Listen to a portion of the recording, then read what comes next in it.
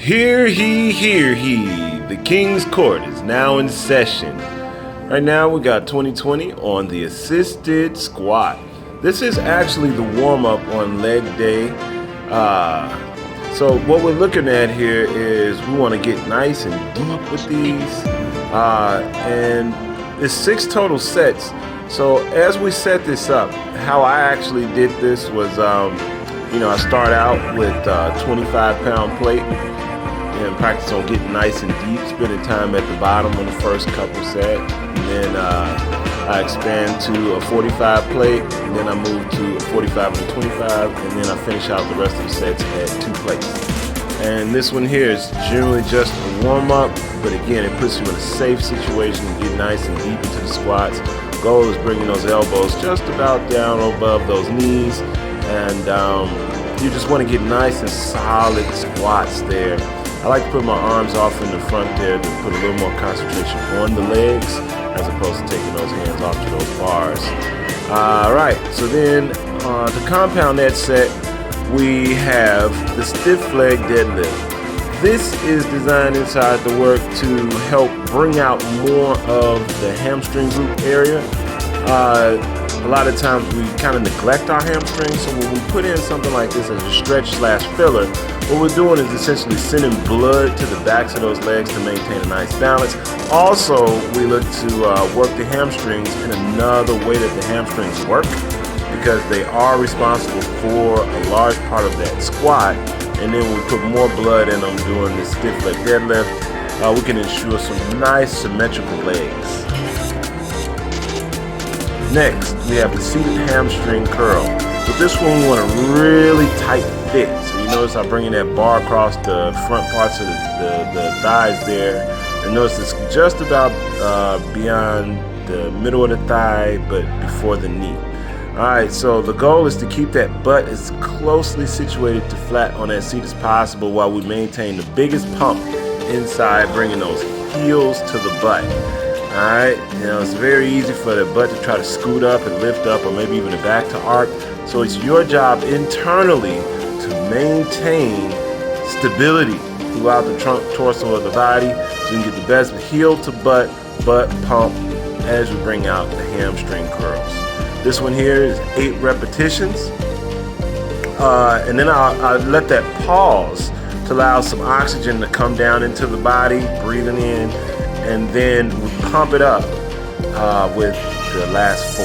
Sometimes I did 5, but this was 3 sets. My goal here is to get the muscles to get that nice pop from stage appeal, or just in your clothes. It just really brings out a nice rounded, athletic look. Up next, we move to the seated leg extension. We work with the same rep scheme of 3 sets, 8 reps, pause, then we finish out with 4 to 5 reps. Again here, notice that we're working at a nice tempo pace, especially on the return phase. That's the resistance training. That's where a lot of the muscle fibers are accessed, and then you use that access to extend those legs. Alright, so this one here, same goal. You want to feel like that trunk and the pelvis and the legs are just like tightly fitted as the curl, but we want to keep that same kind of engagement so we can really get all this blood involved. Now here's the pause. Let more oxygen in. Notice we open the rib cage, open the airways, and then when it's time to pump, we brace the body, and then we pump that muscle. Pump it up. This is how you get the muscles to jump out at people, okay? Now here, we're moving to the hack squat.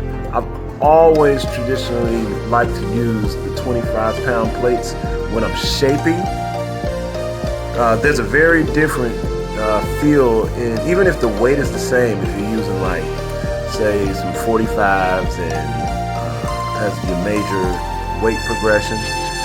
I find that it spreads out the energy, whereas when you put the 25 plates on, it condenses the energy. So for a taller person as myself, you're able to access more of the middle points of the muscle, leaving your joints nice and safe. When you put those big 45s on there, it just spreads out that energy throughout the body just a little more, and it runs the danger of getting a little closer to the joints. So I like using those 25s, compact that muscle, and really get that muscle to jump out at when I want to bring it out. All right, so now we move into the core section of the work here today. We got the incline straight leg sit-ups. This one here is 8 to 10 reps. I like this one here because it's kind of old school. The bench, if you notice, gives a bit, so you're able to allow the body to get some nice what do you call them? Detailed moves. You know, like every vertebrae running up and down the spine counts as far as the development of the muscle. So when you have that little give in that bench, it really helps access just a little bit more muscle. And keep in mind, Quads is a bodybuilding based gym. So, well, one of the aspects of it. So a lot of the equipment will cater to the shaping of the body. It really makes a difference, y'all. All right, and then we compounded that set, just turn the body around, then we move right into pelvis raises. With these, it looks like the legs are doing a lot of work, but we're really concentrated in on the pelvis, and we want range of the pelvis because I'm really working on the muscles up and down the spine. To be all the way honest, remember the resistance training is on the return phase, like right now. That's where all the strength will be built, and we use that strength to bring the body back up high. So it's like one of my little internal moves that I really like to bring out. It's kind of a lot going on, so it's kind of hard to really explain, but if you can understand, every inch counts.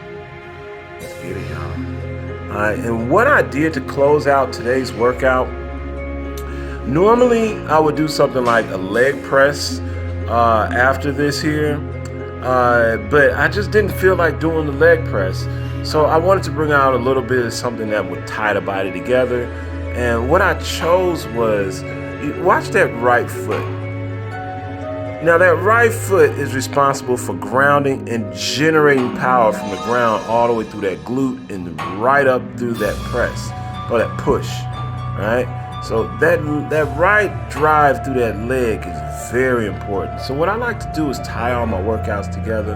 And in this one, since we worked the legs today, I want to put some action on this because I'm going to be going into a cardio workout next. So if my body knows how to build the muscle and then use the muscle to function and form, you look completely different from, say, traditional, hey, let's get it bodybuilders, right? I like to maintain an athletic look because I like to play sports, I like to be active, and I don't like to lose my mobility. So, hey, action is required. Check it out. We got one last power move. And remember, those legs are where the strength is generated through the ground. If I don't feel that press through the feet, none of that pushing matters. Essentially, I'll be working with a T-body if I left the legs out of the picture. So we want to just give the body every opportunity to access as many muscle fibers as possible to work as a unit versus standing on an island. All right? This is words from 2020. I hope you all enjoy this workout. And again, if you don't have access to this last machine here with these power presses, just go to a leg press and do 3 sets of 10, mid to heavy.